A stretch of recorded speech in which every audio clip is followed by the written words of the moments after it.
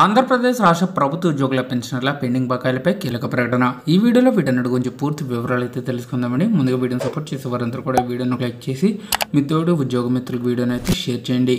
ఛానల్ని first time కనుక visit చేసినట్లయితే తప్పనిసరిగా సబ్స్క్రైబ్ చేసుకుని పక్కన బెల్ సింబల్ని యాక్టివేట్ చేసుకోండి. ప్రభుత్వ ఉద్యోగుల సొమ్మునే కాజేశారు, పోరాడాలంటే భయపడే పరిస్థితికి తీసుకొచ్చారు.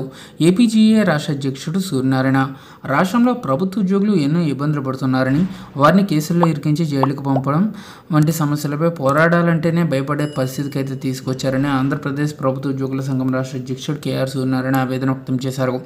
విజయనగరంలో ఆదివారం ప్రభుత్వ ఉద్యోగులు, ఉపాధ్యాయ, కార్మిక, పెన్షన్దారుల ఐక్యవేదిక సమావేశం నిర్వహించారు. ఈ సందర్భంగా ఆయన మాట్లాడుతూ సిపిఎస్ను రద్దు చేసి ఓపీఎస్ను తీసుకురావాలని ఆందోళన చేసినా ప్రయోజనం లేదని ఆవేదన వ్యక్తం చేశారు. కొత్తగా జీపీఎఫ్ చట్టం తీసుకొచ్చారని, రాష్ట్రంలో ఏ చట్టం ఎప్పుడు వస్తుందో అర్థం కావడం లేదని పేర్కొన్నారు. రాష్ట్ర ప్రభుత్వం రాజ్యాంగబద్ధంగా నడుచుకోవడం లేదని, జీపీఎఫ్ సొమ్మును అక్రమంగా కాజేసిందని ఆరోపించారు. 483 కోట్ల నిధుల సంబంధిత ఖాతా నుంచి పక్కదారి పట్టినట్లు కేంద్రమే ప్రకటించిందని గుర్తు చేశారు. ఉద్యోగులు దాచుకున్న సొమ్మును ఎలా తీసేస్తారని ప్రశ్నించారు.